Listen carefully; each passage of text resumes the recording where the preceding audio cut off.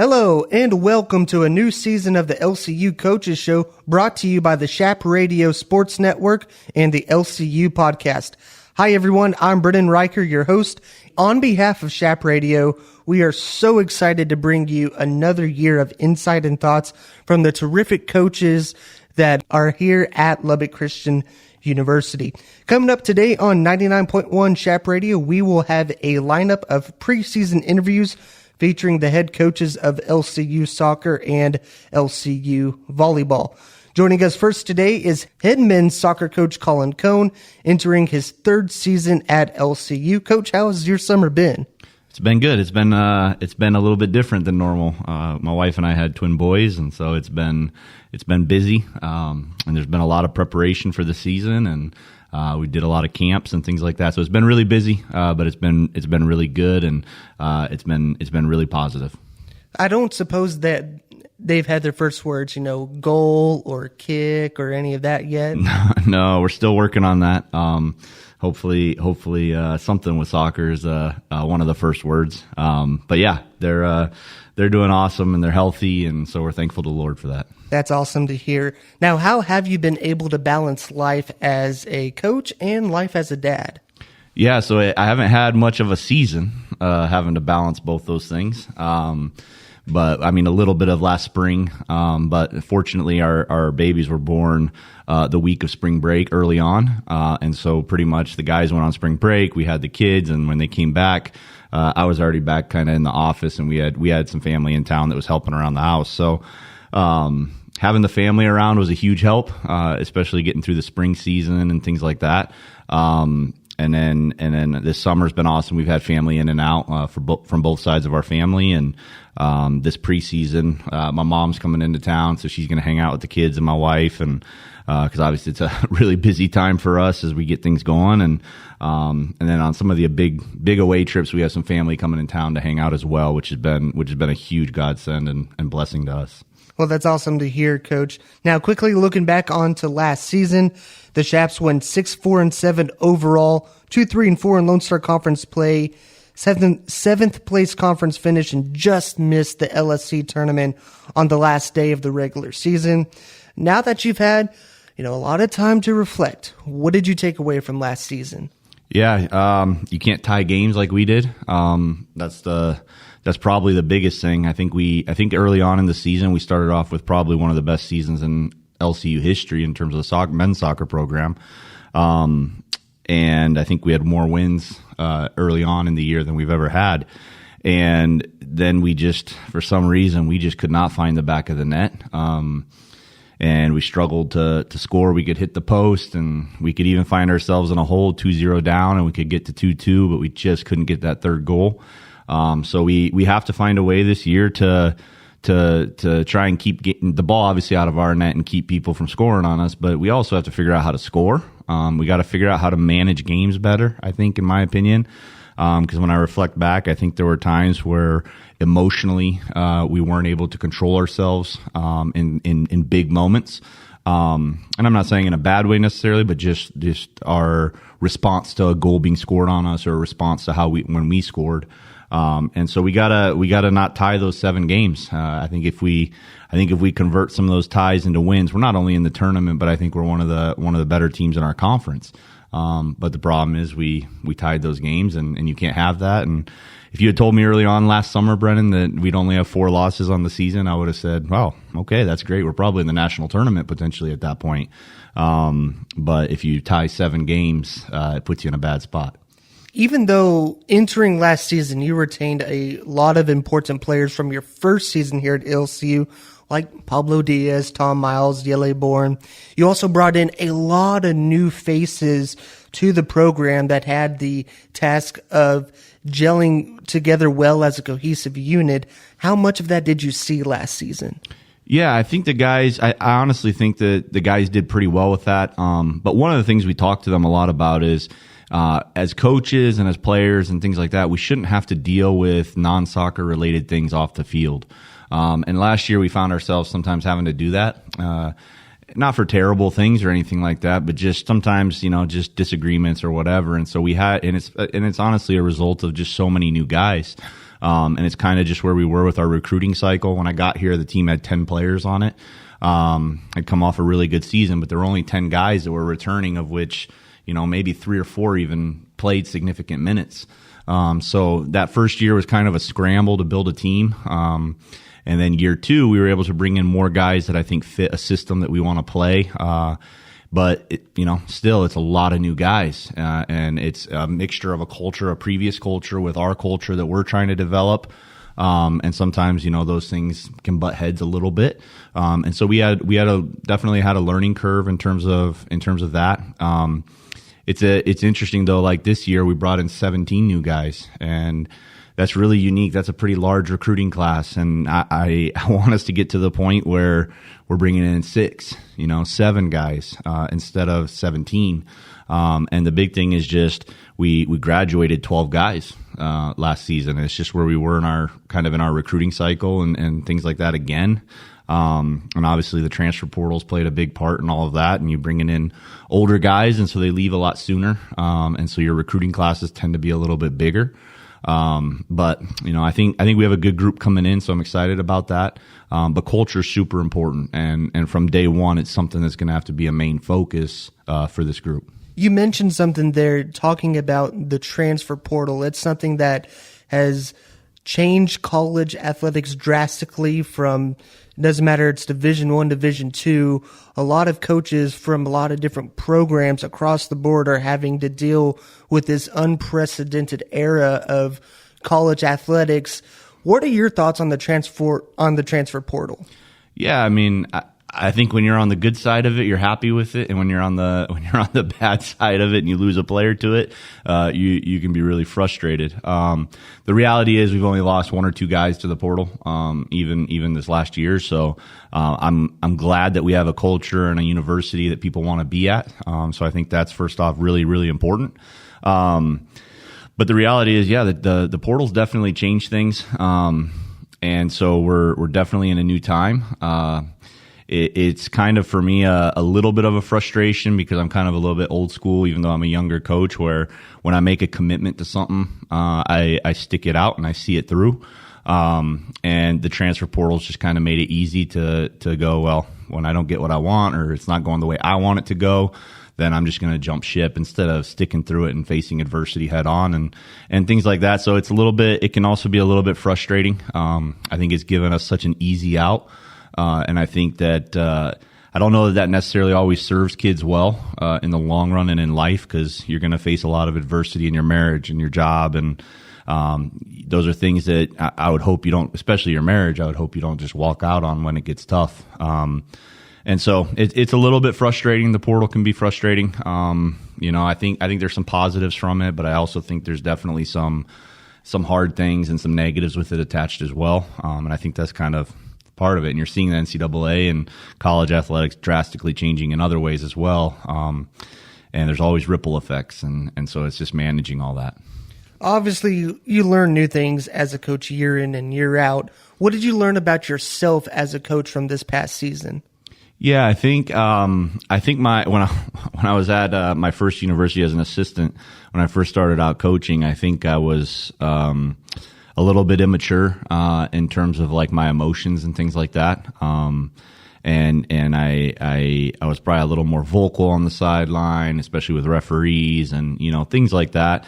And just as I've gotten older, I've just kind of realized that you can taper that down. It doesn't really change much. And I've just realized that, for me, I have to control myself, and I want my players to control themselves. And so, I'm obviously the face of that. And so I've just learned, I think, how to better manage adversity, especially during games when it's a heated moment and things like that. And so I've learned a lot about that. And I've also learned a lot about the importance of culture, like we talked about earlier, because I think sometimes if you have a strong culture and guys that are willing to do the extra and do some of the dirty work and things like that for each other, and are willing to sacrifice for each other, you can accomplish a lot more as a team. And I think we need that. And I think we have to be blue collar and hardworking. And those are things that I value now a lot more instead of just talent. And so hopefully our teams will reflect that, and we'll be a tough team to play. Talking with head men's soccer coach Collin Cone here on the LCU Coaches Show Preseason Special on 99.1 Shap Radio and the LCU podcast. After this past season, you said goodbye to 10 seniors: Heriberto Campuzano, Yella Bourne, Jordan J. Apiram, Pedro Gallardo, Michael Cooper, Dave Daniels, Ezekiel Fidabel, Eric Embry, Tyler Little, and Jeremy Chua, plus grad student and star forward Pablo Diaz. What are you going to miss the most about that group of guys? Yeah, that group, a handful of them were here before I got here. And so obviously they've been a part of LCU for a while and a part of the history of LCU for a while. And obviously guys like Yele and Pablo and those guys that were here before I got here were part of a strong culture and a winning culture. And they did amazing things during their time here. I think we'll miss Yele just because of his leadership. He was a hard worker and always the fittest guy that came into to preseason, and he just set the standard really high. And so the question is now, who's going to set that standard the same way? Pablo was a guy that historically has been able to find the back of the net and done a really good job with that. And he's kind of a quiet leader behind the scenes, and we're gonna miss those guys. Jordan's a special player. I mean, he was so good at being able to connect the back line with our forwards and caused a lot of problems on the field. And a lot of those guys are big pieces. But I'm also excited about the future. I'm excited about some newness and guys that maybe don't know LCU as well, and maybe are a little bit more sometimes moldable. And so hopefully we'll be able to mold them into the team that we want them to be this year, and hopefully the results will follow. We'll get to who will be returning, who your returners will be in just a moment, but let's look at who's coming in this season. You have 11 incoming transfers and 6 freshmen that consist of this recruiting class. Who are some of the new names that Shap Nation should be on the lookout for this season? Yeah, I think there's a couple. In terms of new guys, I think Fabio Lopez is a goalkeeper that's from Spain. He's a freshman. He's played at a really, really high level. He's 6'5", so he's got definitely a massive presence in the goal. I think he's somebody to keep an eye on. And then we have Shota coming in from Japan, who played at a really good JUCO, and he's an outside back or a winger. I think he's somebody that'll be a big piece to our team. And then we have Geoffrey Letien, who's from France originally, played at a junior college in Kansas and in the USL2 this summer.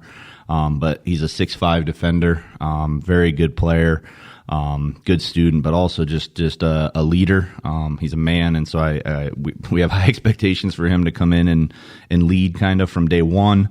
Aaron De Paulo is a freshman from Brazil who played at a really, really good academy in Brazil. So we're really excited about him. Manu Nunez, he's an attacking midfielder who's coming from a really good junior college, Coffeyville. Very, very good player. And then Cade McKenzie, he's a Division I transfer from Winthrop University, midfielder. I think he's the type of guy that can pull strings in the midfield and also score some goals. But yeah, I mean, there's a ton of guys. We have a lot of newness. Philip, who's a transfer from MSU, very good player. And then obviously we have some freshmen, Cooper Scott and Jeremiah Adams, and some of these guys that are new guys that they have a big jump ahead of them going from high school to college. But we definitely think that there's a high ceiling for those guys, and hopefully they come in and all can impact the program from day one. When we talk about the transfer portal, how easy or how hard was it to not only go get those guys who were, in the portal and get these transfers to come in, but just kind of the overall process that you have to go through as far as it pertains to the transfer portal?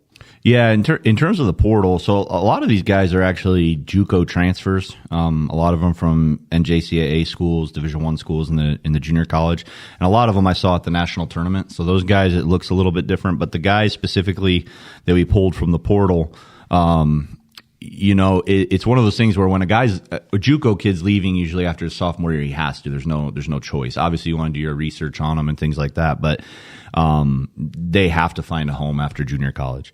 The transfer portal guys are leaving for some reason, and usually for me, the big piece is what's that reason. And so for me, it's hearing the player side of it. And saying, why are you looking to leave? What are the reasons? What are you looking for? Because maybe we're not the right fit for you. But what are you looking for? What's the plan? What's the reason you're leaving?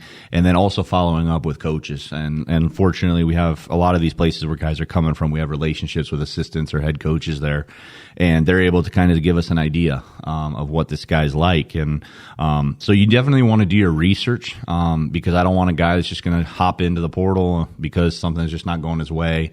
Things get hard here for some reason and just bounces out of here as well. So research, I think, is important, and the why the person's looking for another university to me is really important. One of the fascinating things about this roster is how many international students compose this roster. So a lot of different cultures and a lot of different personalities that compose this roster. How are you able to foster relationships with these students who come from different cultures and different backgrounds? Yeah, it's a good question. I think one way is we have a diverse coaching staff. I'm obviously an American, but I grew up in West Africa, and fortunately I'm able to speak French. So some of these guys that speak French or grew up in Africa or from that background, or France or Europe and a lot of those areas, I can kind of relate with.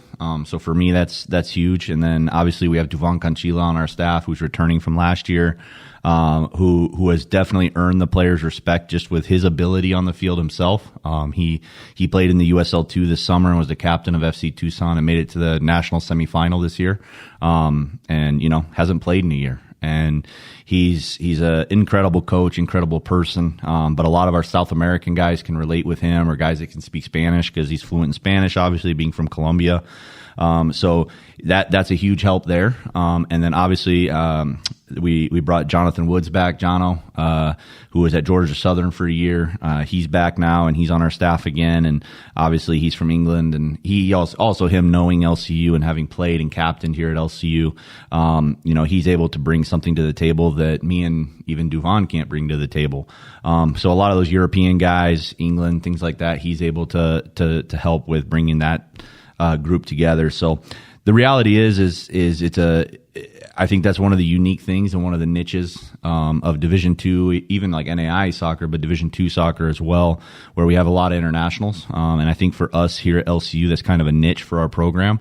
It can be really hard sometimes to bring in some of the domestic kids just because you're the top end domestic kids, just because you're competing with Midwestern State, and West Texas A&M, and tuition and things like that is so much lower there that it can be tricky to compete with them with those guys. So our niche has been a lot of international guys, and the reality is I think they're really good for our campus. And we're Lubbock is just out here in the middle of nowhere, kind of. It's a big city, but it's definitely a long distance from other places. And I think having that diversity on our campus and guys from all over the world that can speak different languages is really important. And the reality too for me is a lot of these international guys are honestly our best students. They're top students in the classroom, and so they fit really well. I can attest that whenever you are walking around on campus during the school year and you see these soccer students, they have the biggest smiles on their faces. They're laughing. They're so fun to get to know and just to interact with, especially when you're just going out and during the day and they're, you talk to them, say hey, and they say hey right back. I mean, a lot of friendly guys and a lot of really good culture guys. Yeah, no, they're great. They're awesome. And, I hope they're a bright part of the campus and represent the men's soccer program well. Now, 21 players will return to the Chaparral roster. Some key names include Simon Giecci, Nako Amare, Joseph Abraham, Ezekiel Fidabel, Pierluigi Paradiso, and goalkeeper Connor Pettigrew. How big was it to retain the guys who are staying for another season? Yeah, it's huge. I think Connor can have a huge year. The reality is Connor's a very, very good goalkeeper. And last year, obviously, Tom played a significant amount of minutes. Tom graduated. And actually, he's going to do his master's program at the University of Virginia, Virginia Tech. And he's going to be playing there. So really great opportunity for him to do his master's. But Connor's an awesome goalkeeper, awesome guy, awesome student. And we have high expectations for him, to come in and do a job. And then, obviously Simon and Nako are big pieces, played a lot of minutes last year. Hopefully we can keep Simon healthy. Last year he kind of was in and out due to some injuries, but scored some good goals for us. And hopefully this, in the spring he did really well. I think he scored a goal almost every game, this spring. So really big spring for him. Hopefully we can keep him healthy, and we definitely need him to find the back of the net. And then those other guys you mentioned, Ezzy and Pierre and these guys, they're big pieces. And hopefully these guys will step up as leaders, and help us accomplish big things. Last season, Pablo had 6 goals and Simon had 6 goals. And after that, you kind of see a little bit of a drop off as far as offensive production. Do you expect the offense to be a little more balanced this season? Yeah, it might be a little bit more. I still think that there's some focal points on our team for guys that you need to be scoring probably 6, 8 goals.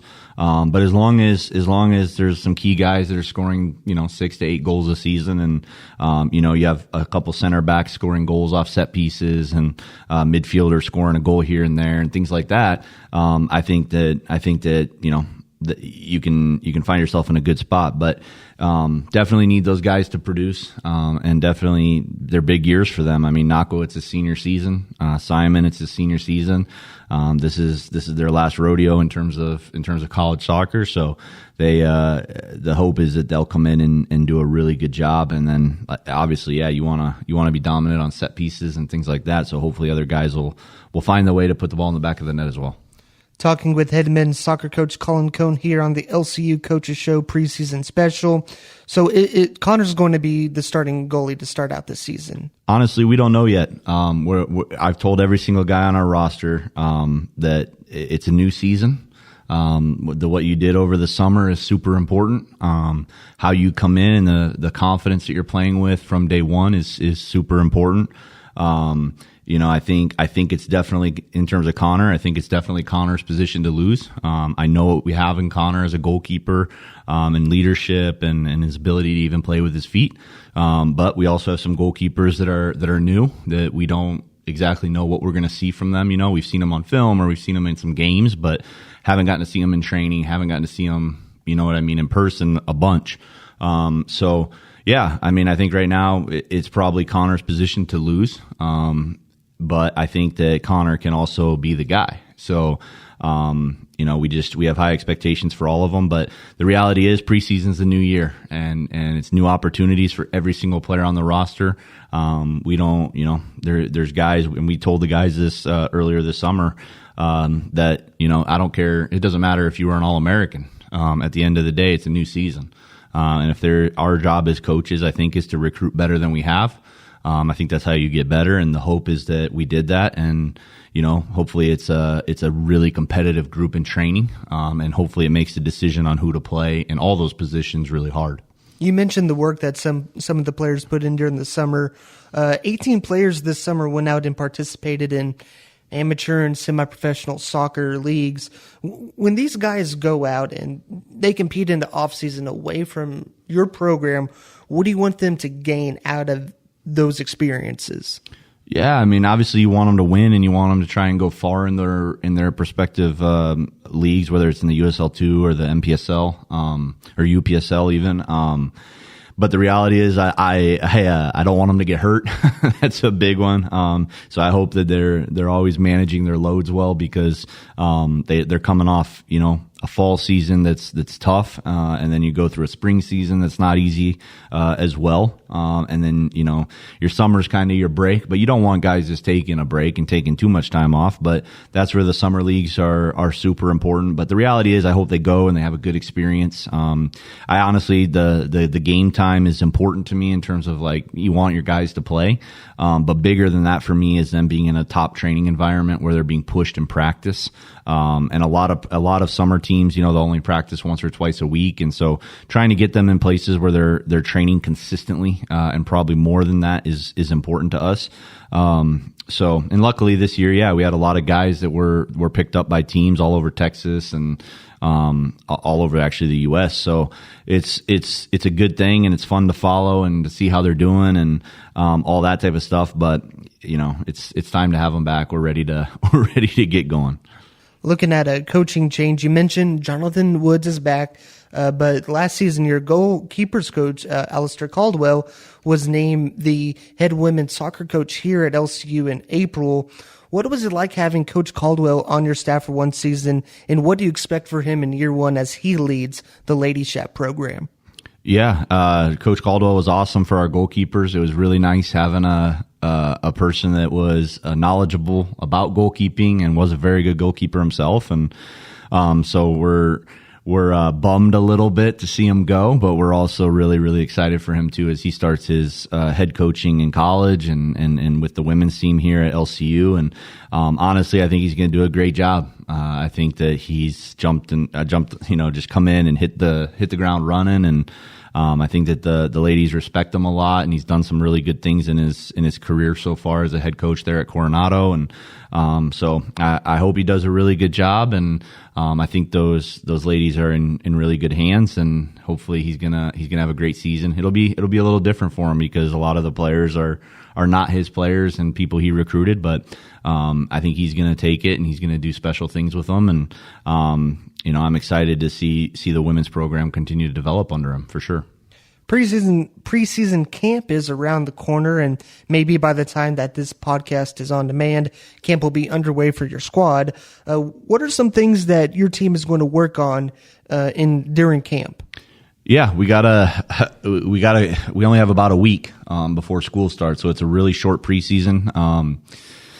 And so we quickly got to get these guys comfortable with each other, and build those relationships with one another and trust with one another, and figure out, like I said, with how many new guys we have, figure out who we are, and our identity, and come up with our game model and how we're gonna defend and how we're gonna attack, and in those transition moments as well, what we're gonna do. And I think we'll look a little different this year. I think our shape might change a little bit this year, just due to some of the players that we have.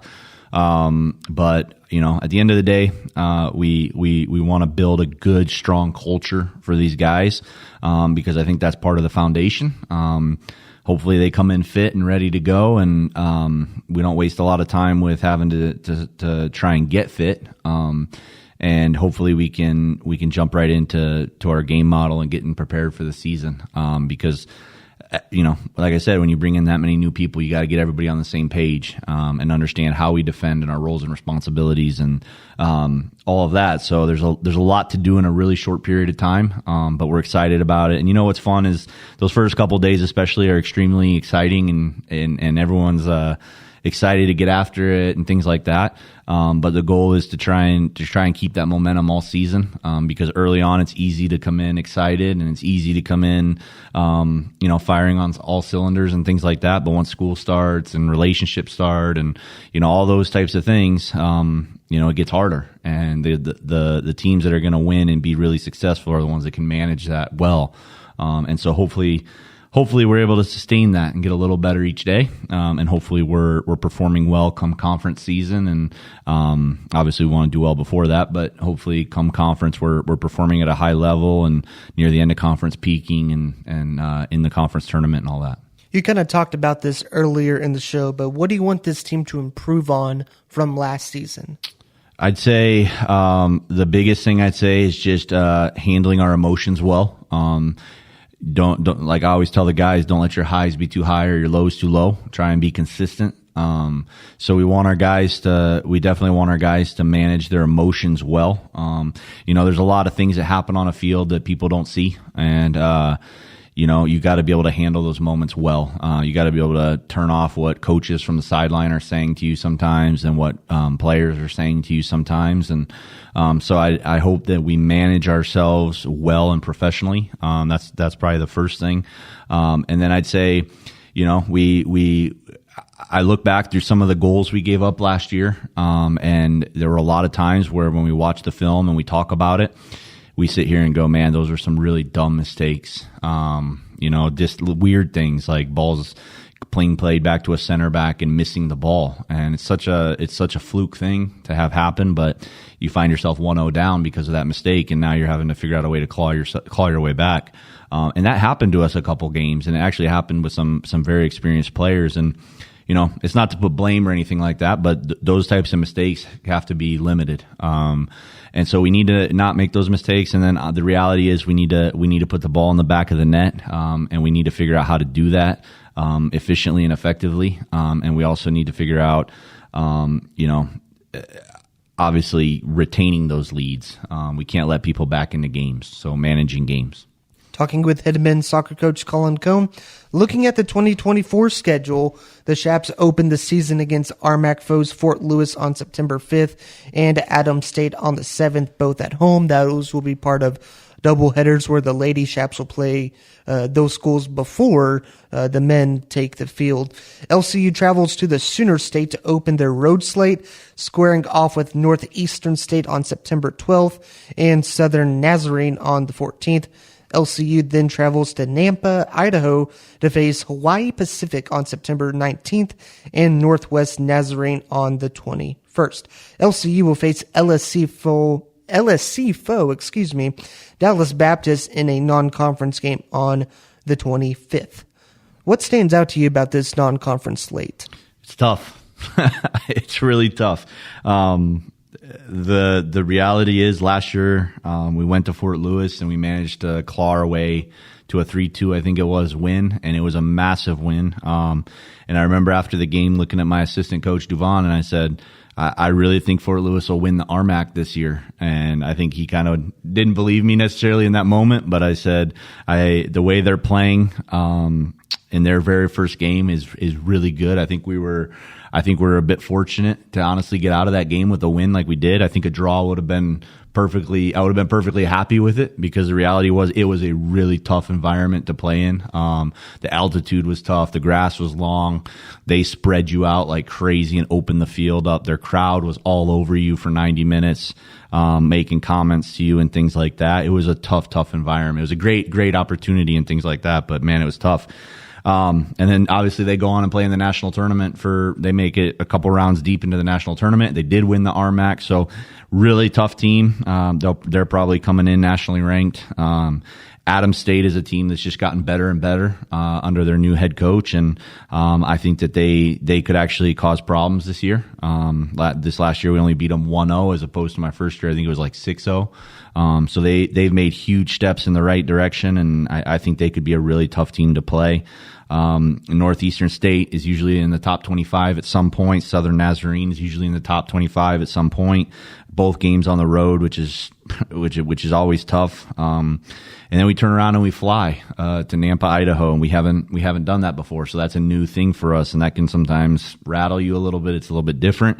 We know nothing about Hawaii Pacific. I don't think we've ever played them in our history. So special opportunity there. And hopefully we can come away with a win in that game. And then Northwestern Nazarene's a team that's been in the top 25 for a long time. And obviously last year they came here and we were able to beat them, but I think they're well coached, and it's going to be tough on the road and at their home. And so yeah, and then obviously DBU is a non-conference one. This game's the 25th, but DBU is a tough program. They're well coached. They're organized, hardworking, and so it's a tough schedule. And then you go into, and it doesn't get any easier as you go into the Lone Star Conference games. So we definitely bit off a tough schedule this year, but it's one that we're looking forward to, and we wanna hopefully show up well for. When y'all go to Nampa, I know the approach is a business trip, but will there be any hiking trips or any sightseeing, and any of that going to happen? Yeah, on this trip? For sure. We'll do something. It's tough because it's not like we have a ton of time.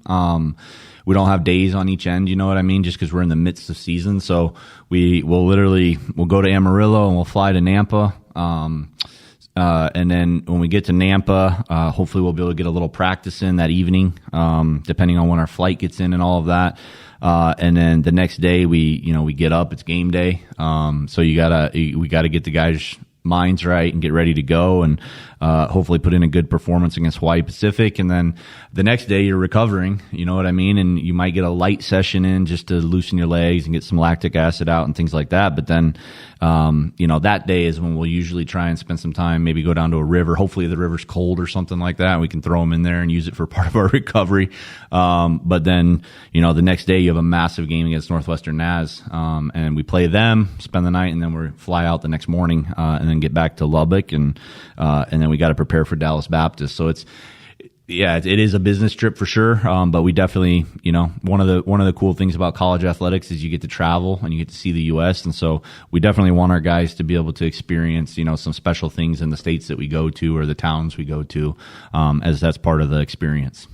LCU will open Lone Star Conference play on Wednesday, October 2nd on the road against St. Mary's. The conference schedule consists of 4 road matches and 5 home matches. Home matches include UT Tyler, new member Sul Ross State, and rival West Texas A&M. Now that you've been a part of this league for 2 years, what are your thoughts on the LSC? What do you make of this league?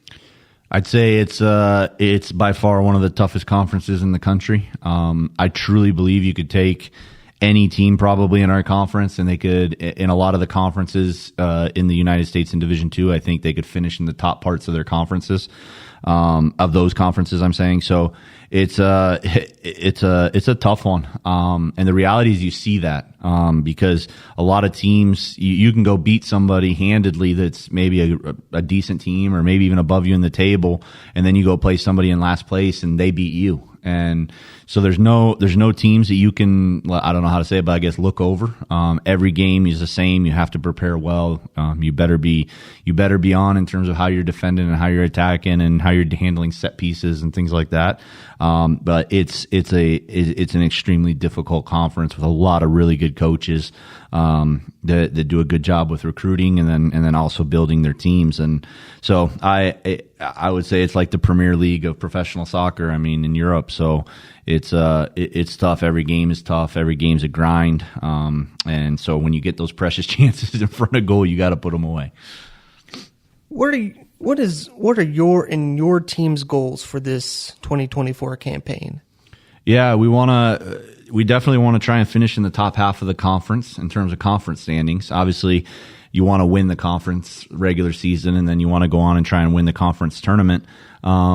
But I definitely want us to be finishing in the top half. I want us hosting a Lone Star Conference game. Ideally, obviously, winning that conference, in regular season conference, so you can host the tournament all the way to the final. But we want to finish in the top half. We want to finish in a position to where we can host one of those games in the conference tournament. I think that's a big advantage. So we want to do that, and I think it's definitely possible. I think these guys got to come together, and they gotta be ready to work and be blue collar and hard workers. But I think we can do it, and I'm excited about the group of players. And so that's one of our goals. And then one of our other goals is to continue having strong academics on our team. I think our team had like a 3.6 GPA this spring.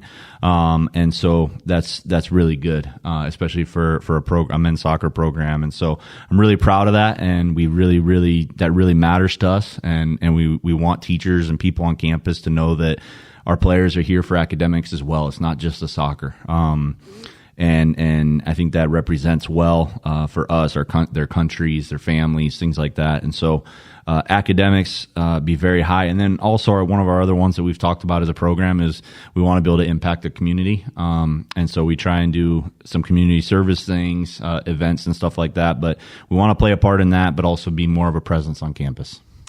Coach, before you go, do you have anything else you would like to share with Shap Nation? No, I just I hope that the student body come out to games and dependent even if they don't know a lot about soccer, it's nice to have them out there and cheering for their school and their colors and things like that. So we hope we can play in a way that people want to come watch us play and represent Lubbock Christian and most of all the Lord well.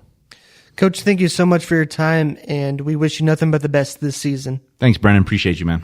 That was LCU head men's soccer coach Collin Cone here on the LCU Coaches Show Preseason Special. The Chaps will scrimmage Western Texas College on August 24th in Snyder, and then scrimmage Jarvis Christian at home on the 29th at 7:30 p.m. The season again kicks off in Lubbock on Thursday, September 5th against the Fort Lewis Skyhawks. First touch at 7:30 p.m. as part of a men's and women's doubleheader. So that weekend will be filled with soccer. Be sure to come out to the soccer complex that weekend. We'll take a break. Stay tuned for more of the LCU Coaches Show right here on 99.1 Chap Radio and the LCU Podcast. Brennan Riker back with you on the LCU Coaches Show Preseason Special live on 99.1 Chap Radio, KLCT LP, Lubbock, Texas. We just got done talking to head men's soccer coach Collin Cone, and we are now pleased to be joined by a guy who is no stranger to the Hub City nor LCU. He is the third head coach in Lady Chap Soccer history, Alistair Caldwell. Coach, welcome to the show, and thanks for being here. Yeah, thanks very much for having me. I'm excited to be here. Before we get into the Lady Chaps, let's start by getting to know you. You played for Eastern New Mexico and LCU. You were the starting goalkeeper and captain for the men's program during their inaugural season in 2010. Before all of that, how did you get into the sport of soccer? Being from Scotland, it's just a way of life. You grow up with it, you're part of it. Every small town has its own team. And you just follow that team through your life growing up. It's a part of you from when you're born until it's time to go. And everyone's out in the street kicking a ball around. You go out, you make friends. That's how you make friends. And it becomes a part of you, and it's just ingrained in you that that's what's going to be with you the rest of your life. So way back when, what brought you to West Texas? It was a long story, and it was a long journey. So when I was younger, I played at a really high level back in Scotland. And I was actually representing Scotland at youth level. And a company approached me after the game and said, hey, look, we think you're a perfect candidate to go to America. You get to get a degree, you get a great education, and you get to basically be a professional soccer player and practice every single day. And, just the way they sold it to me, it was just something that always stuck with me, and it was something that I wanted to maybe consider. And I was unfortunate where I had a few bad injuries, right before I signed my first professional contract. And it made me have to reevaluate things and rethink things. And I took some time and decided, I need to go to America. I need to get a solid education behind me. And fortunately enough, I was provided that opportunity. And I was able to go to Eastern New Mexico my first year. And coming from Scotland and going to Portales, it was quite a bit of a culture shock to me. We were expecting green trees. We really didn't do a lot of looking into it. So flying in and seeing, the crop circles on the ground, and there was a lot of questions we were asking. And then after a year, I decided it was time to move on, and Lubbock Christian was starting up the program at that time. And I was extremely blessed and fortunate that I ended up here. And it's just been such a great part of my life being at Lubbock Christian. Did your playing time in Scotland and then playing in Portales and then here in Lubbock, did your playing time encourage you to be a coach? It did. Everybody that's a coach kind of mentions that one influential person they've had during their time. And for me, there was one in particular that stood out to me. He spent a lot of time for me. And if it wasn't for him, I wouldn't have had the soccer career that I had. I wouldn't have had the opportunities that afforded to me. And I know for a fact I probably wouldn't be in America right now, and I wouldn't be where I am today. And I always thought, I'd continue playing. And then I thought I'd maybe go into the teaching route. And coaching in Scotland's completely different. You don't have the opportunities that you have here in America. It's not really a career. It's more of something you do on the side or do in the evenings as a pastime. It's very hard to make it into the professional ranks, and we don't have the collegiate opportunities.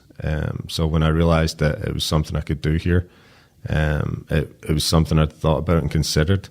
And obviously I always planned to go home as well. But my wife's from Lubbock, and we met at Lubbock Christian ourselves. And then that coaching pathway is really what I wanted to pursue as a career. You were a longtime coach of the Lubbock Coronado girls soccer program. In a little over 7 seasons, you led Coronado to 5 district titles, 5 by-district championships, 5 area championships, 5 regional quarterfinal championships, 4 regional tournament appearances, and the happy totals add up to 145 wins, 35 losses, 14 ties. What do you attribute that success to?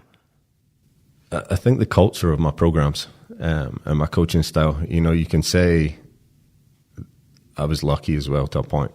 High school, you don't get to select your players. You have to make do with what you're given and what lives in your attendance area. And I can say I was very blessed again to work with some great players throughout my career. But my programs were everyone always wanted to be there. If I'm not having a good time, the players aren't having a good time. And I always wanted to make sure we were having fun at practice while we were learning. And we had a lot of games and competitions going during practices every day to make sure that we're still getting that competitive edge. And then obviously recovery days are huge for me too, whereas some other programs just keep going. And it was about keeping our top performers healthy as well and recognizing that. How hard was it to build not only a successful program, but a program of consistency at Coronado?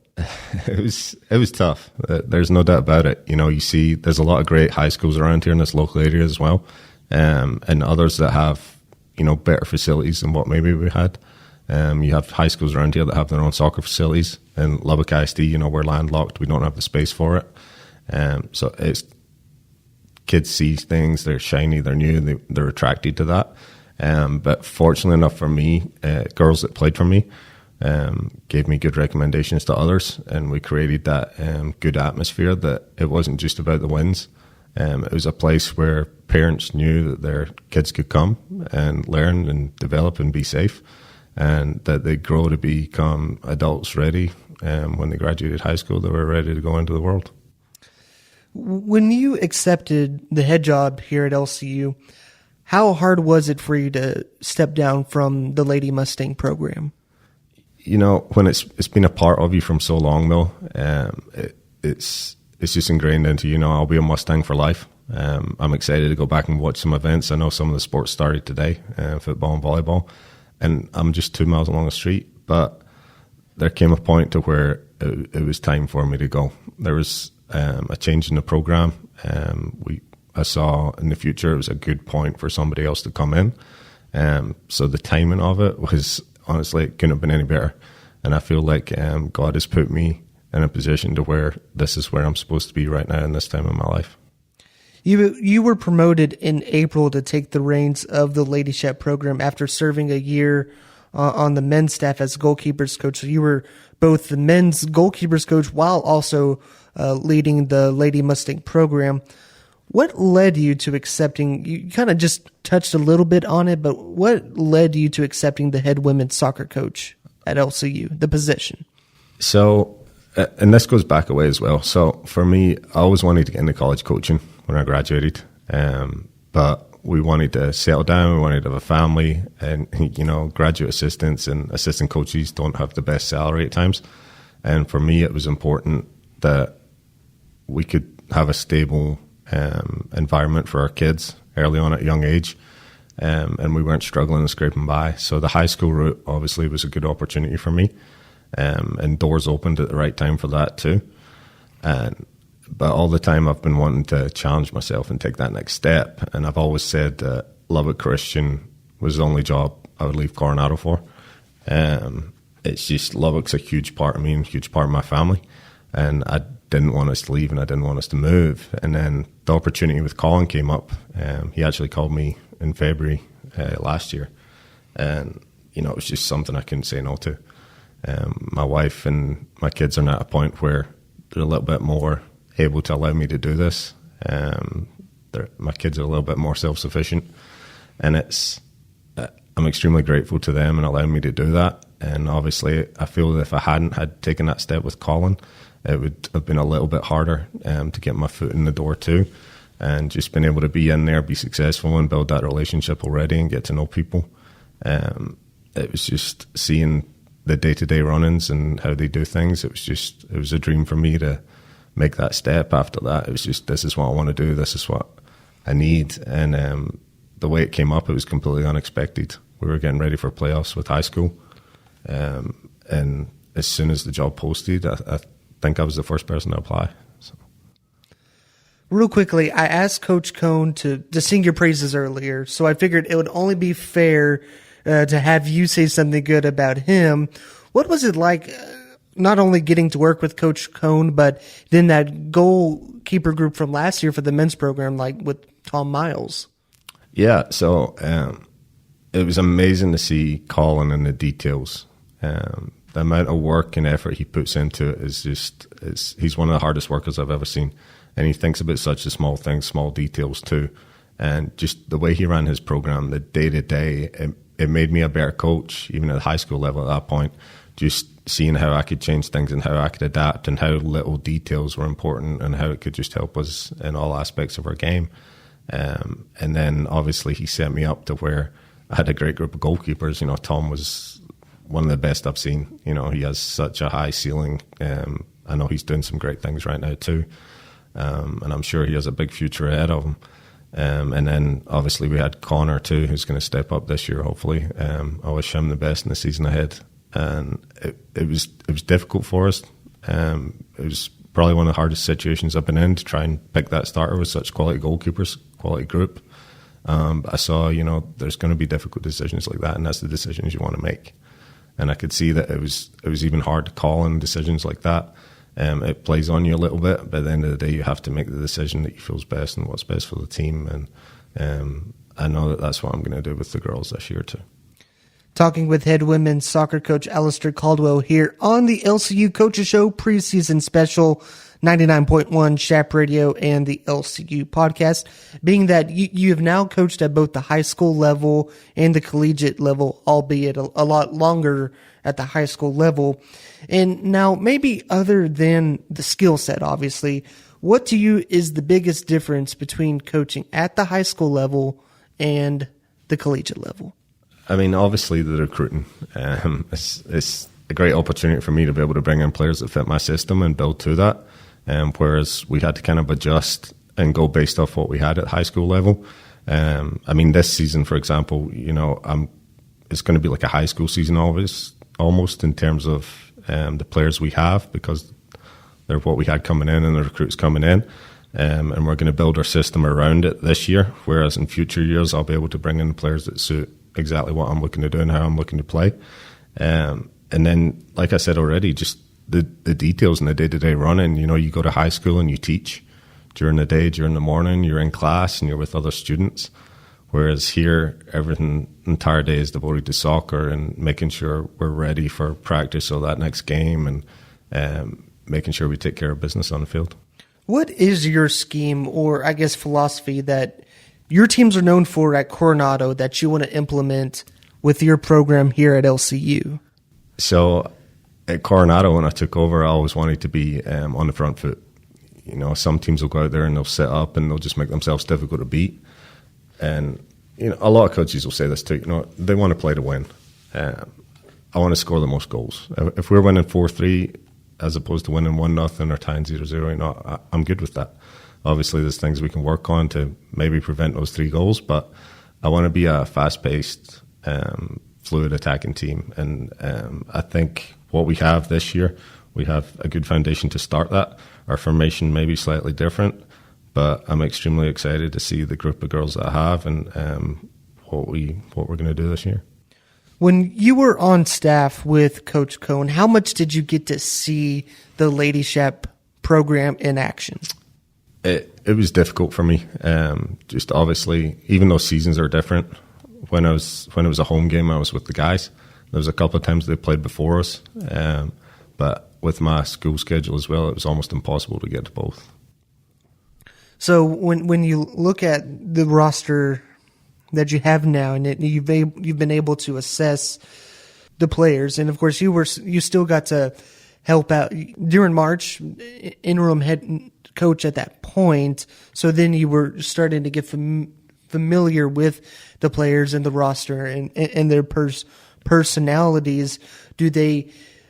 You kind of said you have to work around with these players as far as your philosophy goes, but how do you see yourself utilizing the roster? I think it's going to be an interesting one for me. We're returning 20, and then we have 11 incoming freshmen. The 20 that are returning, obviously, they have a little bit of an advantage in that they spent a couple of months working with me already in practice.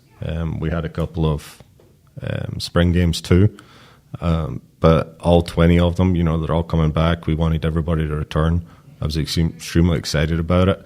It's almost kind of turnkey at the same time. The level of player that we have is extremely high, and it's an extremely exciting time. It may not fit the formation I want to run right now, but, as a coach, I'm able to adapt to that and change that to where I can put us into a game model that is going to have us a successful season. And I'm just extremely excited that those 20 coming back, they're in a very positive place, it seems, from the comments I've had, and they're excited for the season ahead. And we were able to get out and watch the 11 incoming freshmen. We saw maybe about 7 of them in the last couple of months before we broke for summer. And it's a great incoming class. It really is. The level of player, the caliber we have, and also what makes it extremely special is the personality of the girls coming in. I've had multiple phone conversations with them. We've met some of them in person. The majority of them are coming in from the Dallas area. A lot of them already know each other or have played with each other at times. So each one of them is going to have an opportunity to where they may get serious minutes, they may become a starter, or it's a fresh start for everyone. And I'm just excited to get them here in 2 weeks. The Lady Chaps went 7-7-3 overall with a 4-6-1 record in the Lone Star Conference. 8th place finish, placing them outside of conference tournament contention last season. And again, we talked about you weren't with the program last season, but what were you able to gather from last season's results? They were extremely unfortunate last year. A lot of the games they did lose were by 1 goal. And then you look at the injuries they had as well. I think they had 4 ACLs in the space of 4 weeks at the start of the season. And it's hard to manage that, especially if it's key important players, like it was, players that were getting serious time or starters too. And I think the girls know that they could have been a lot further up and finished. They could have been in the tournament. It was just luck either way, or the odd mistake either way could have changed the entire season. I think the guys, we came down to the last game too, and if you win, you're 3rd, and if you lose, you're 7th or 8th. It's an extremely competitive conference, and even teams that finished above them last year, top 3, there's no saying where they'll be this year. I think we're up to 14 teams now, and then we're adding another one next year, so every game means something, and you just can't afford to slip up, and we're hopeful that we can get some results on the board early on and put us in a good position going forward. The Lady Chaps were led by a familiar name to you, the 2nd team All-Region and 2nd team All-LSC selection, Lexi De La Cruz. Scored 9 goals and contributed with 6 assists last season. Being that you coached her when she was a high school student at Coronado, how special is it to have the chance to coach her again this time in college? Yeah, it's not something you ever think of. As soon as they graduate and they're gone, you think that's it for them. You still get to see them and interact with them, but even from the first session when I stepped in, it was kind of surreal almost, in that you've had such a successful player in high school, and then you've seen her go on and be successful in college, and now you're getting to coach her that one last time now again. It's going to be a special for me. It's going to be a special season for her too. I know that we can get more than 9 goals this year out of her too. I'm going to be pushing her, and I know she's going to respond extremely well to it, and I know she's extremely excited about it as well. You mentioned 20 returning players, including Lexi. Some other names worth mentioning: Evie Rodriguez, Avery Jennings, Kinley Blevins, Anna Brandt, goalkeeper Kara Murray. Who stands out to you among those returning? It's all of them, honestly. There's no individual that specifically is anywhere above the rest of them in my book. it's an extremely special group, and I think every single name that you mentioned is going to be a huge contributor to our season this year. Avery and Kenley have been with me a lot this summer. I've seen them in the locker room, I've seen them out there, and I've kind of leaned on them a little bit, asking them some questions about things too. And, you know, they've been a fantastic help to me, and I know they're also going to be able to help out the incoming freshmen coming in. And I think the names you mentioned is kind of the core of our leadership group. Although they may not be, they may not set themselves apart on the field, they definitely set themselves apart off the field, and just how they carry themselves and how they help promote the program and how they interact with others. Everyone seems to kind of lean on them a little bit. Looking at the goalkeeper position, Kara Murray played in all 17 games last season, recorded 65 saves, 3 shutouts, and allowed only 19 goals. Is it safe to assume that she's going to be the starter this season? I don't think it's safe to ever assume that anyone's going to be a starter. You know, we have 3 fantastic goalkeepers. Megan was unfortunate when she tore her ACL last year. She's returning as a senior, and I know she's hungry to get back into it and fight for that spot too. And then Emma's fantastic goalkeeper too. They all have different attributes and characteristics. There's no one that has like a full rounded game. Each of them is almost better than one at another thing. So they're all going to be able to contribute different things too, and it's going to be an extremely difficult decision for myself and Zhao, our goalkeeping coach. Joining your coaching staff is Houston Frolick, who comes to LCU after coaching club soccer here in West Texas. He graduated from Texas Tech in 2019, played club soccer for Tech. What does he bring to your program? Coaching Houston brings kind of a native excitement. You know, he's young and he's hungry. And one of the things I noticed about him working in club alongside him, we shared the field a couple of times, he has a very technical, detailed mind. Everything he does, the way he looks at things and analyzes things, he's going to be able to help each individual player in different ways just from watching him in training. And then he'll also help me contribute to the tactical side too. And then obviously being local, there's already kind of an excitement growing within the local soccer community, and we're only going to see more of that now, having 2 local coaches come in as well, especially those that are connected with the club system and the younger kids. I'm fortunate in that I have a bit of a connection with Lubbock Soccer Association through my kids, and people that I've coached in the past, and then Houston brings in the Sting Club aspect and others as well. Talking with head women's soccer coach Alistair Caldwell, you mentioned Lubbock or soccer here in Lubbock. You know, obviously Lubbock now has the Matadors, but how have you seen soccer here in the community of Lubbock grow as time has passed? Yeah, it's been, I mean, when we first started the program here in 2010, myself and my wife, you know, I remember sitting outside in the grass field and the sideline would be full. You know, people would bring their chairs out and come along, and then now when you if you were to condense those numbers into the stand that we have now, you know, maybe it didn't seem quite as full. But since then, it's just taken off. You know, Lubbock Soccer Association has record numbers every 6 months in their sign-ups. I know they're up to, I think, over a few thousand kids now. And just everybody seems excited about it. The Matadors definitely helped that aspect. And then you have the success of Tech women's soccer winning the Big 12 last year. And then just professional soccer growing as a whole. You know, there's a lot more teams coming over there pre-season right now with cups and things going on. And it's great to see kids walking around in professional jerseys too.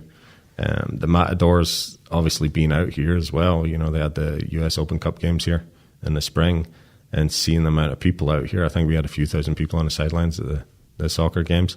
And it makes us hungry to try and create, obviously not a few thousand, that would be amazing, but we want to increase the number of people coming to our games, and we want to make it a family-friendly atmosphere where everyone's wanting to come along, bring their kids, and have that great evening here at the field. Well, here in August, that usually means it's time for preseason camp. What is going to be the main focus for the team this preseason? So we're going to put together a game model and analyze the girls over the first week and see what's going to suit us best with the players that we have and the play style we want. And it's about giving everyone an opportunity. That's our main focus in the first 2 weeks. We have a couple of inter-squad scrimmages, and then we have a couple of competitive ones against Wayland and Jarvis. And all 31 girls are going to be given the opportunity to show us exactly what they can do. And and show us what attributes they have and what they can do for us during a really competitive season. Looking at the non-conference schedule this season, the Lady Chaps open the season on September 5th to host Fort Lewis, and then on the 7th to host Adams State. Those will be men's, women's doubleheaders with the ladies playing before the men. Both ladies and men will be playing the same school on those respective dates. The Lady Chaps then head to the Centennial State to face Colorado School of Mines on September 12th. That game will be in Golden, and then the Lady Chaps will head to Denver to play MSU Denver on the 15th. LCU wraps up non-con play on September 18th to host New Mexico Highlands. What stands out to you about this non-conference schedule? It's tough. It's really competitive. I know a lot of coaches would look at it as incoming coaches would maybe prefer an easier schedule to start and ease themselves in. But I'm ready to take it head on, and I know it's going to be a great opportunity for the girls in competitive games. Each conference game is going to be difficult, and these games will be at that similar level. The RMAC is a fantastic conference, and it's going to give us an idea of how they'll be able to handle the conference games and that added pressure and that level of opponent. So there's no one that we see as going to be a comfortable game or we can check it off. All of these games could go either way, and it's going to be a great opportunity for the girls, like I said, and it's going to be a stressful time for the coaches as well. Now, Lone Star Conference play starts with Midwestern State on September 25th. The Lady Chaps will have 6 home LSC games and 7 road conference games. Home games include Dallas Baptist, rival West Texas A&M, and Texas Women's, just to name a few. And again, I know this will be your first year in the league on the women's side, but what do you make of this league? It's tough. You have so many teams that have been ranked over the previous years, and we expect that again, where 3 or 4 of them will probably be ranked in the top 25. But we also know that in order for us to break into that in the future, that we have to be competing with these teams and we have to be winning. And it's extremely challenging, bringing DBU in. That's always one to check off. Midwestern State. It's exciting to be in that position though, because in high school as well, like depending on your conference and where you're at, you can run through district fairly comfortably, and then as soon as you hit playoffs and you start getting those harder teams, you can struggle. So to get us ready, hopefully for tournament play as well, these games are going to be massive for us, and I'm hoping we can set ourselves apart and show people that we're ready to play. In year one, what are your team's goals for the 2024 campaign? As a team, it should always be to make the tournament. That should be everyone's goal. People might say, win conference, but that's right now. I think we need to take it a little bit at a time, and our goal needs to be to make the tournament. We haven't done it, I think, in a couple of years, and we were unfortunate last year. We need to get that off our back, and we need to go in there and show them that that's where we deserve to be. And I think that's the goal, to get consistent and make the tournament each year. And definitely, I think that was 4-6-1 in conference last year. We want to be above the 500 mark. And if we're above the 500 mark with how competitive it is, then we make the tournament. Real quick, I want to hit you with some rapid-fire questions so we can know Coach Caldwell just a little bit more. What's your favorite professional soccer team? Kilmarnock. Who's your favorite professional athlete? Oh, that's a tricky one. Mbappe. Do you have a favorite sport outside of soccer? Golf. Do you have a favorite golfer? Callum Scott, Texas Tech. All right. This one's a little less rapid fire, requires a little more thought. What's your all-time favorite memory as a player or a coach? As a coach, winning the regional quarterfinal for the first time. My daughter was born 8 hours later, so it was a double for me. It was just a great time in my life. Certainly had to be a very happy 24 hours right there. It was, yeah, absolutely. It was a great time. What do you like to do in your free time? Enjoy time with my family. We like to camp. We like to travel a lot, and play golf when I get the opportunity. And where's your favorite place to eat in Lubbock? We really don't have a necessary favorite. My kids like hibachi. All right. That sounds pretty good. Coach, before you go, do you have anything else you would like to share with Shap Nation? Just that I'm excited to be back. Being back on campus is an exciting time for me, and just the culture and family aspect that we have here is just a great feeling. And we've been bringing in recruits over the summer and walking around, and even when there's not that many people here, they can also feel that. Everyone's excited to see each other, talk to each other, always willing to help each other, and that's what we are. And I'm just glad to be back, and I hope I can help contribute to the school. Coach, thank you so much for your time, and we wish you nothing but the best this season. Thanks very much. I appreciate it. That was LCU first-year head women's soccer coach Alistair Caldwell here on the LCU Coaches Show Preseason Special.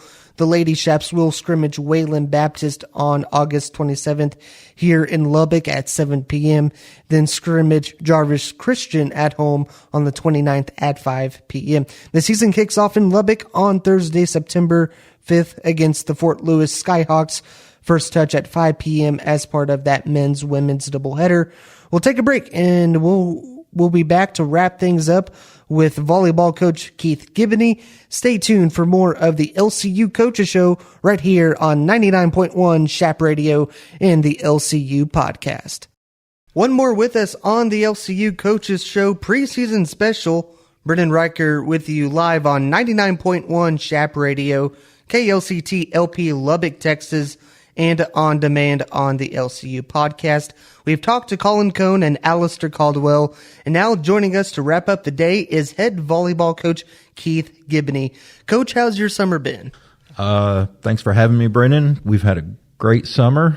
Got to do a lot of volleyball camps and have kids here on our campus in our gym. Got to do a lot of traveling, baseball, things like that, and so now it's back to work. But it was a great summer. How much Dodger baseball have you been able to take in? Actually, just this past week, we were in Los Angeles, went to 2 Dodger games. They were hosting the Phillies, which is maybe my prediction for the National League pennant.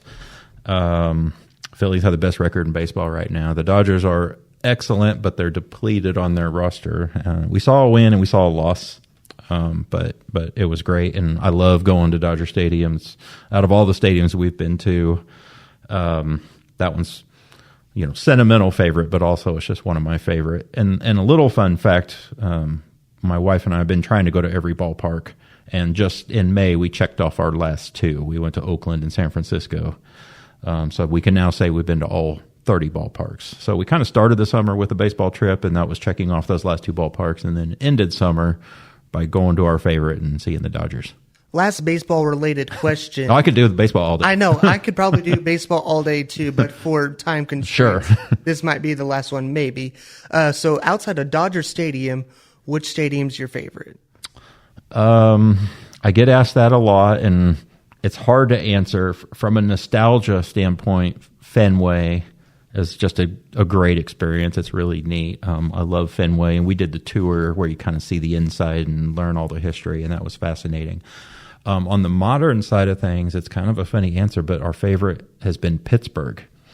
Not that Pittsburgh has a lot, on the tourism side, but just the facility itself, the people, the food, and most importantly, the landscape. When you look out there in the outfield, you see the bridge that crosses the Allegheny River, and then the downtown landscape, and it's just picturesque. It's really nice. But, I mean, if I could rank a top 10, but Pittsburgh would be really high up there. Yeah, I definitely want to go see their stadium and Oracle Park. I know those are really beautiful baseball parks. Yeah, and Oracle was number 30 for us. As a Dodger fan, I thought, oh man, this is going to be hard to watch the Giants with all these fans around. But we had great seats that overlooked McCovey Cove, and it is a beautiful facility. And that was kind of a neat one to end on. Well, that's awesome that you've gotten to check off that milestone on your bucket list. Another milestone, you're entering your 4th season as the head coach of the Lady Chaps. Last season, the Lady Chaps were 17-9 overall, 9-7 in Lone Star Conference play. LCU finished 9th in the LSC, just missing the cut for the conference tournament. What were your thoughts on last season? Yeah. So reflecting back now that, it's been almost a year, we went into the season not knowing what to expect. We didn't consider it a rebuilding year. We just knew there was, so many question marks. Respectable record. It was tough missing the conference tournament because that was just by one game, and it shows the level of the Lone Star Conference these days in volleyball. We ended the year with really positive vibes. We ended on a 3-game win streak.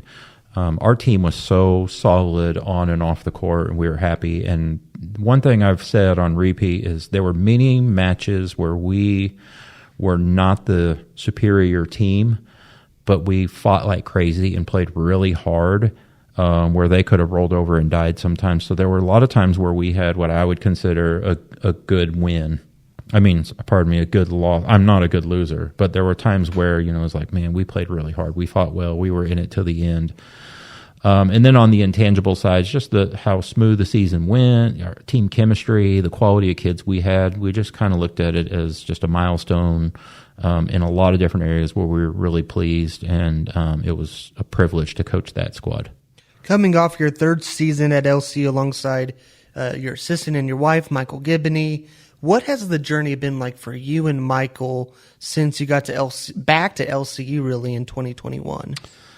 Yeah, it's kind of been an interesting ride because we came back after being gone 20 years, and we felt 80% brand new and 20% stepping into the old as alumni and having familiarity with Lubbock and LCU family.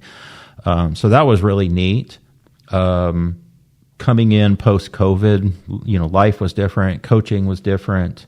We inherited a team that had gone through some struggles, and they kind of bounced back pretty quick. Then year 2, we had an unexpected down year. Year 3, we picked it up a little bit.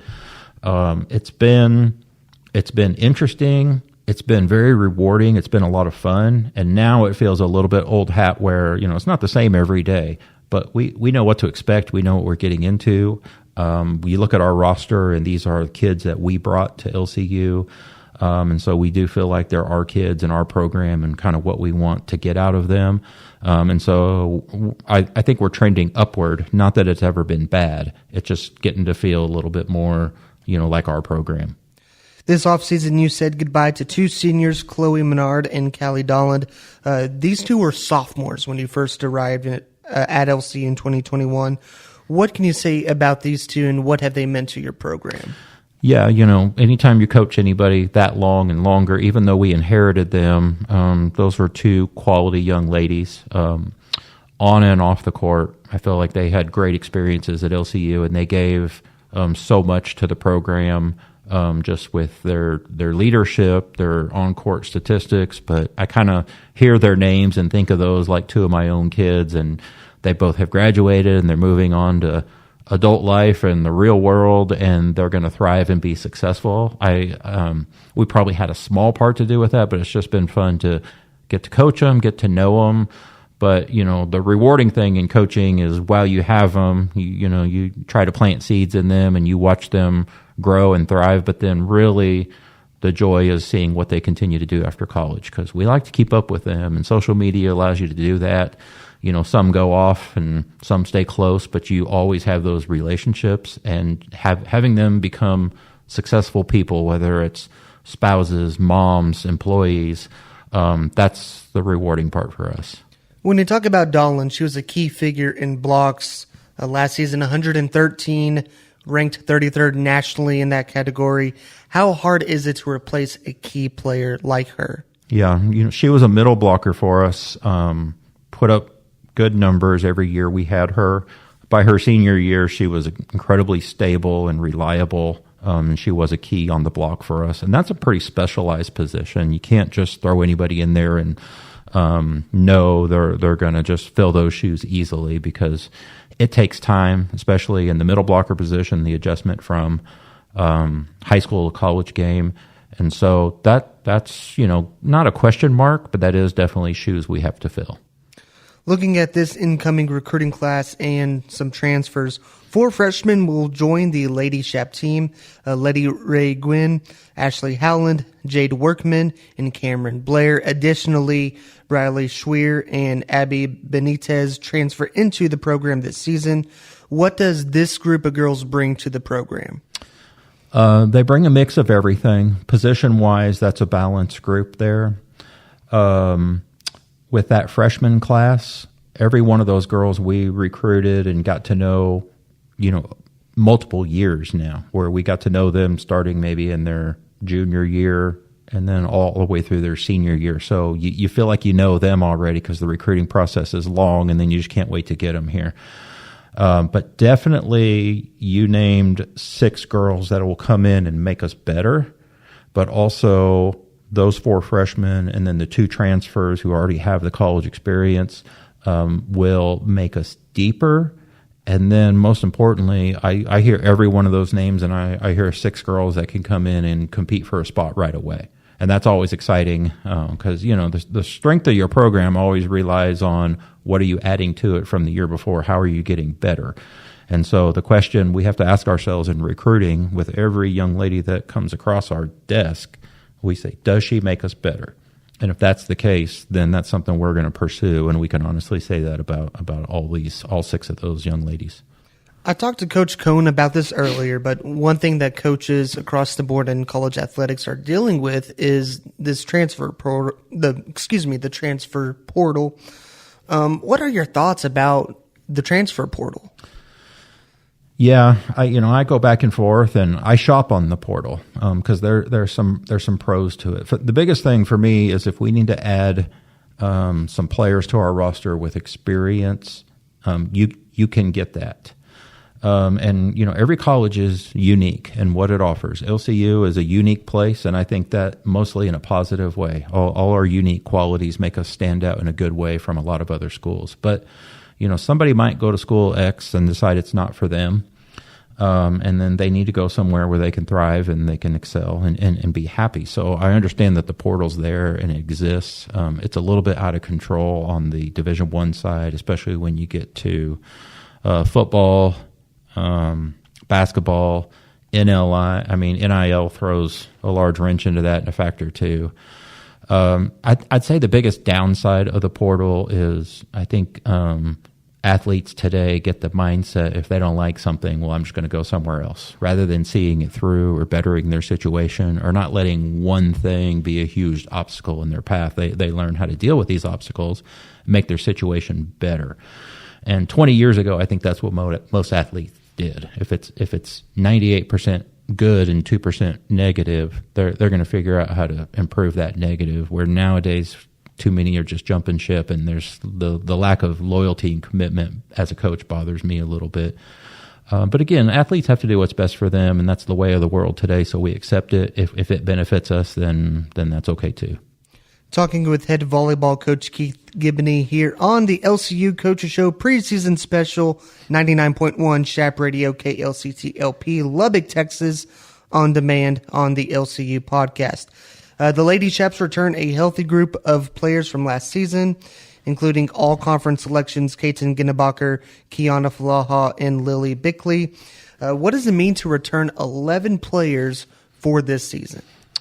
Yeah, so having the 11 returning means we had them all spring and off season, which off season is just critical to their development. That was a really good group, and I feel like we had a really good spring.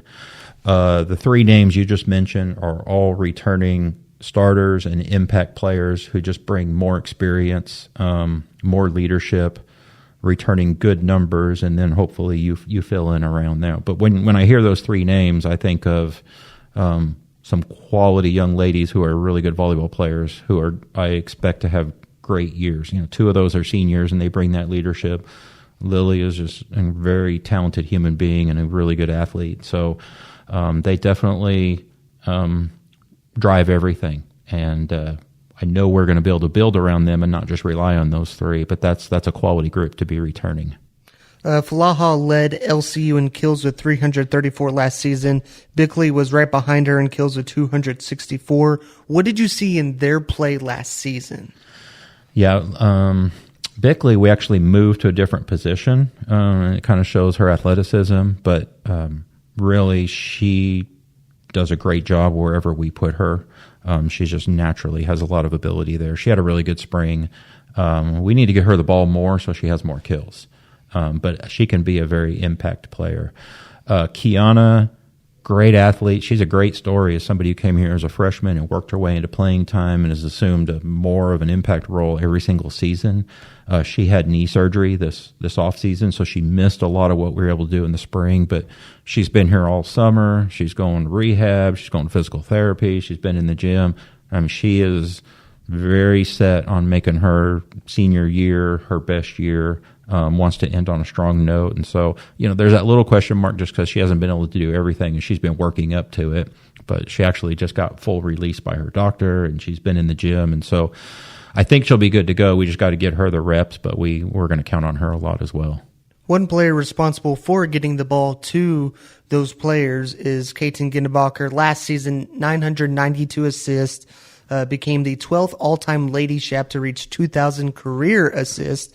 How valuable is it to have a veteran setter on a collegiate roster? Yeah, it's giant. She's your quarterback. She is the cog in the wheel, and they make all the decisions. So returning her as somebody who has 2 years experience of running our offense all by herself, somebody who is a very balanced human being, but she's also just a really balanced athlete. She has a quiet calm about her, which players feed off of, which you need in a setter. She's very poised on the court, and she's a really good decision maker. So sometimes you don't always see that. It's one of those intangibles, but when you're returning a setter like that who's run the offense for the last 2 years, you expect them to thrive in that spot. If our offense is good, it's because the setter is good, and she'll have everything to do with that. So we expect her to come in and do her thing this year and have a great senior year as well. We've talked about these three. Who else are you excited to see back into making impact for this team? Yeah, well, we had a big freshman class last year. We have all those girls back. Ramsey Clark was a freshman who got valuable playing time. She's a defensive specialist, and we graduated our libero in Chloe. And so we have some new girls in that position. We have some returners in that position. So just like I'm talking about the setters, your quarterback of your offense, your libero is the quarterback of your defense. And that position's wide open for us. But I look at it, and I think there's three or four girls who can compete for that spot. So that's really important.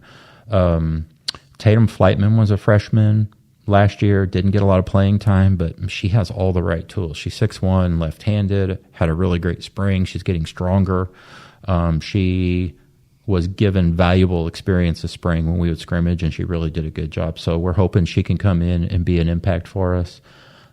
Peyton Murray is an outside hitter who played opposite Kiana, and she takes a big swing, and there's a lot of emotion out there.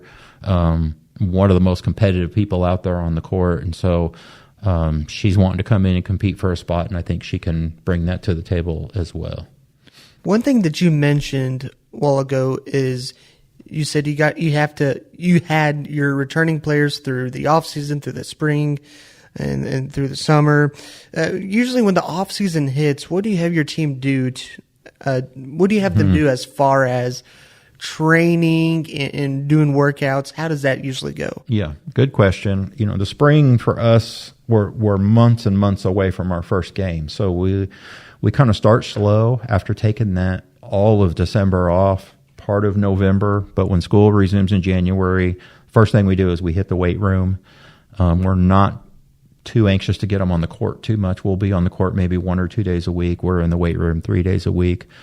Volleyball is so jump specific, quick foot related. There's just so many movements that are in a short period of time in a confined space. So I am a large proponent of agilities and plyometrics where we're explosive. We're not necessarily the biggest team on the court, but I want us to be some of the best jumpers, most athletic and quick footed. And our spring is all about that. So we do tons of those type of activities. As we get closer to spring break and basketball is winding down, we start to get on the court a little bit more. We get some scrimmages in there. We get them a lot of reps. There are certain things that drills we would do in the fall that we don't do in the spring because it's a smaller group, but we can get a little more specific. But really, it's about the conditioning. And here's the tricky part. They're physically at their peak at the end of April, beginning of May, and then we send them on their way for 3 months. So we're really counting on them to do the work on their own to maintain where they're at, because when they get here next week, we don't have a whole lot of time for that. They need to be at their peak physically. So it's a little bit tough but they're motivated because they're in good shape in April. They don't want to do anything to lose that. So when we get here in August, they're ready to get after it. During the summer, do you ever have to send them workouts, or do you kind of rely on them to kind of do it on their own? Yeah, it's both. Now, there's an app we use where everything can be loaded up on what we need them to be doing. We're realistic about they have jobs and vacations, so they know, there's a standard they're trying to maintain while still having the right kind of summer for them, making money or going on a family vacation. They can do all that and still try to get all this stuff in. We had more here this summer than we normally have, so a lot of them have access to the gym where they can get with a strength coach and get in the gym, get the reps. They work camps with us, so we see them. But definitely everything they do is on their own. We provide them what they need to do, and then it's on them to actually get it done. Talking with head of volleyball coach Keith Giboney here on the LCU Coaches Show Preseason Special on 99.1 Shap Radio and the LCU podcast. One thing that I do want to mention, Coach, is this summer it was announced that LCU will be having the Rip Griffin expansion project, which will expand the Rip, and then you'll have a practice courts, and it will help with practicing for not only volleyball but for basketball. What are your thoughts on this project? Oh man, we are really exciting. This is many years in the making. The RIP is such a great facility. I walk into our gym and think it's as good as anybody in the conference. The only negative when you go court wise, there's one of them. And that's been tough to manage. When you're dealing with athletes' schedules, then we share the gym with 2 basketball programs, and our basketball coaches are great. We all work well together and communicate and use a calendar, but everybody wants gym time, and everybody's working within their team's class schedules and labs and things like that. So it's just there's a lot of balls in the air to make it work, and to have the ability to have all 3 teams on a court at the same time is just huge for us. It just gives us so much more freedom in our scheduling. It gives the athletes the freedom to be able to come, and for basketball players to shoot around, volleyball players to go in and hit or get some touches on a ball, and they don't have to worry about what time is men's basketball practicing or anything like that. Especially because there's overlap. In October, basketball teams are hitting it hard, and we're in the peak of our season. In the spring, as we get closer to spring break, we're trying to get on the court more, and they're in the peak of their season. And so, like I said, we all work well together, but just having those additional resources into that, we're going to have a weight room that's triple the size of our current one. We're going to have a training room that's more than double the size of the current one. It's so important and such a blessing in so many ways. Even on the recruiting side. You bring prospective student athletes in the gym, and they see all these access to resources that they have. That's exciting to show them. So we're excited about it. My only complaint is it's not going to happen fast enough. Right. So that means that you and Coach Gomez are going to have to run sprints down back to decide who gets the floor for playing time. Yeah, or with thumb wrestle or flip a coin or something like that. But yeah, we can make that work. Okay. Moving into kind of where y'all were last year and now trying to get into this season, what do you want your team to improve on this season that your team maybe didn't do well last year? Yeah. When I think about last year and what we didn't do well, that's a short list because I was really proud with, what we were able to produce most of the time. We talked about, just narrowly missing the conference tournament, and a lot of those games that we lost, we were right there. And we were proud of their effort. But there were too many times we had an opportunity to get a big win or maybe an upset win, and we'd be really close. We just couldn't make it happen. And so I would really like our team to there's just a small hurdle there that if they were to climb, that would change things greatly for us.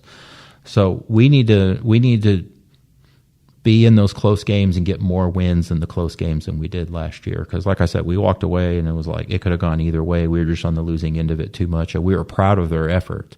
But I think having more experience and maybe being a little bit deeper with our squad, we can find ways to win a lot of those games that we didn't last year. So they're close. I know we're a little too far off to decide this, but when you look at your roster, how do you go about figuring out, okay, how do I want to configure the starting rotation and the rotations throughout each set?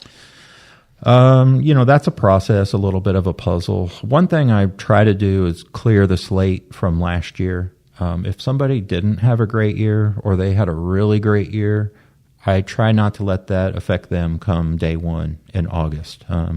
So everybody knows they're trying out all over again and competing for a spot.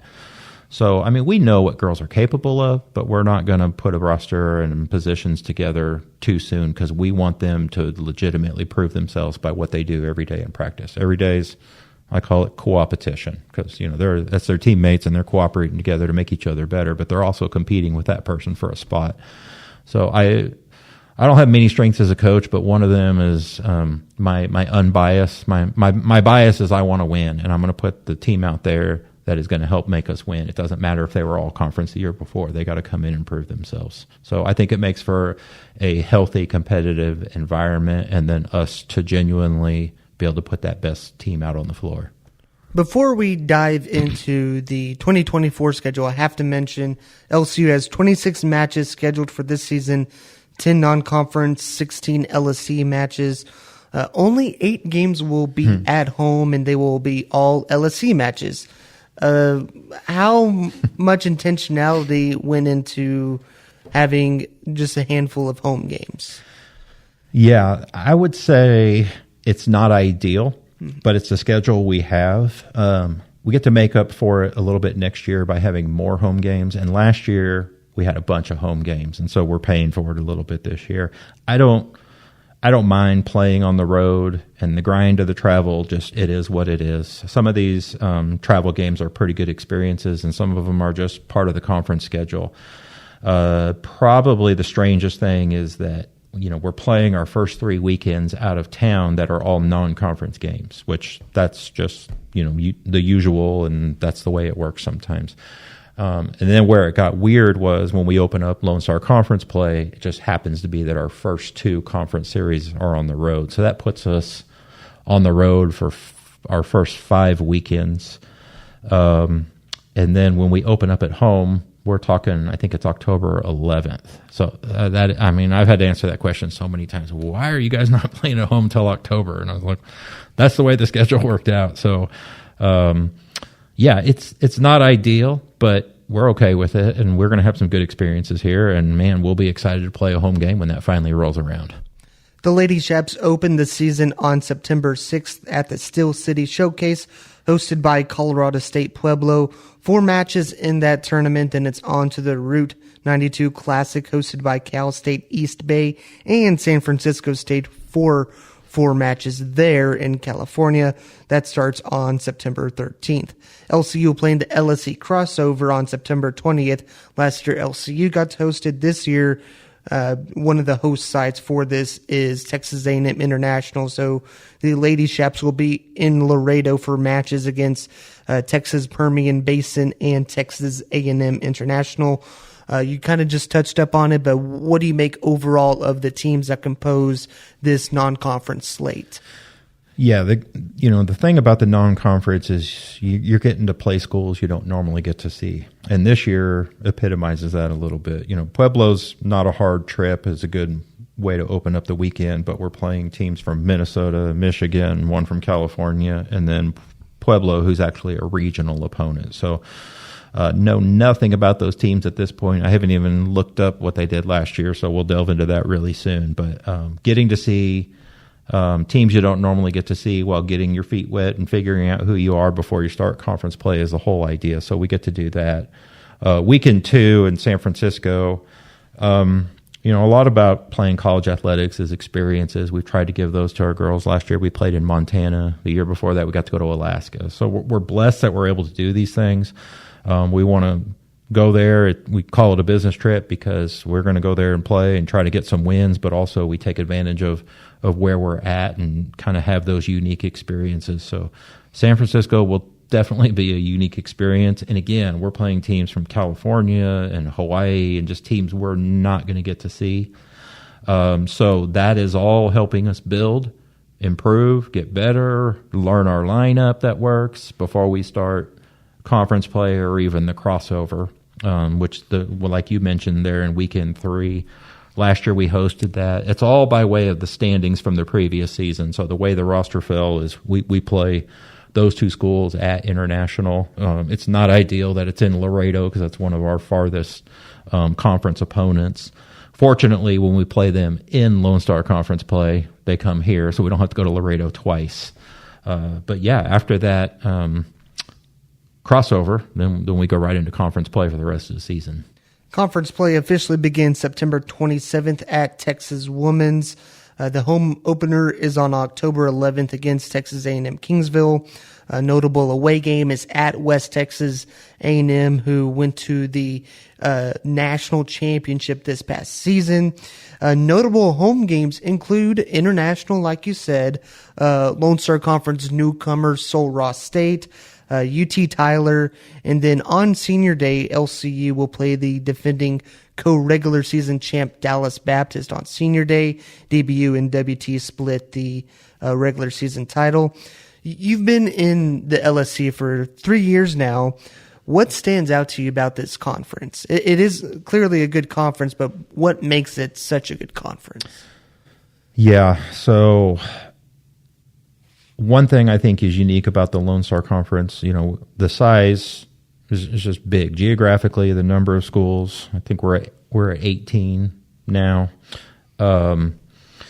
One thing that we noticed last year, you're always going to have your top teams that are top 25 caliber, and like you said, WT won the national championship 2 years ago and was in the national championship game last year, and they didn't even win the conference outright. So that kind of tells you what the top tier is like.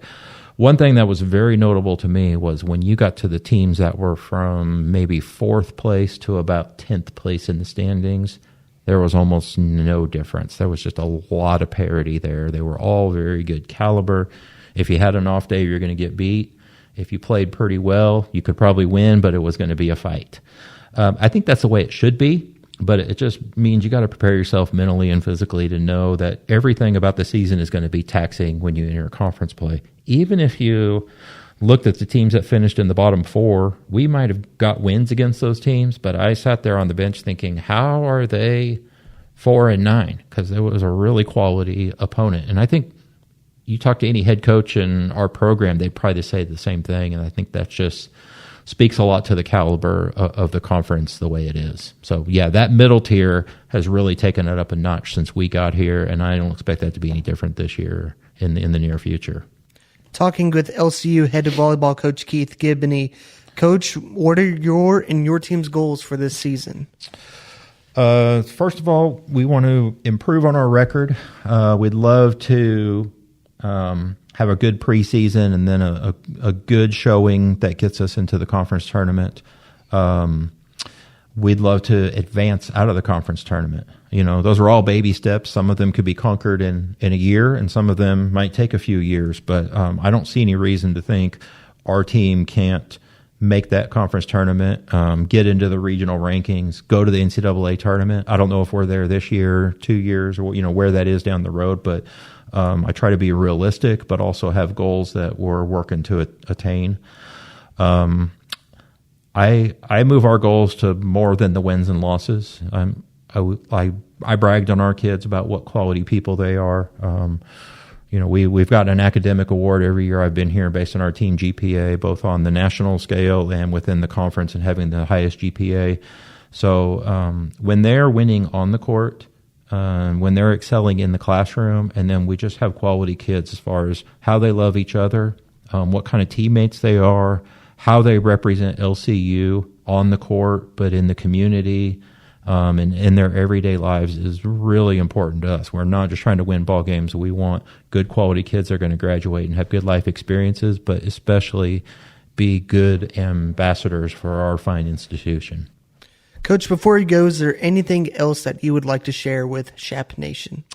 I would just share that, I love the community of LCU. When we first got here, we met with our kids. We said, what do you like about LCU? What don't you like about LCU?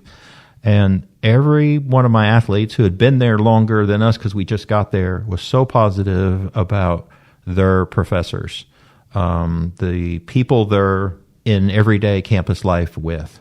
And we've seen that firsthand. So I do consider it a privilege to be coaching at LCU, but even on a bigger scale, to be a part of this LCU family that loves each other and wants the best and pull for each other. The coaches, we all want the best for each other. It's a big family feel. And I would love for everybody to take that family feel and bring it to the RIP when we play. Even though it's only 8 games and the first one's not till October, I would love the people to show up. We think we put out a good product, but when they get to know our kids, they get that emotional involvement and they see what quality people they are, and then they want to become a part of our program. We notice that, and that's really important to our players, that they're representing the school, but the school is there pulling for them all the way. And so we love and appreciate everybody for that, and we want to just keep encouraging, especially the student body. I love to see them get involved in athletics, not just volleyball, just when they're at games. It makes for a great campus life, and I would love to see that continue to improve every year at LCU. Well, Coach, thank you so much for your time, and best of luck this season. Yeah, absolutely. Thanks for having me.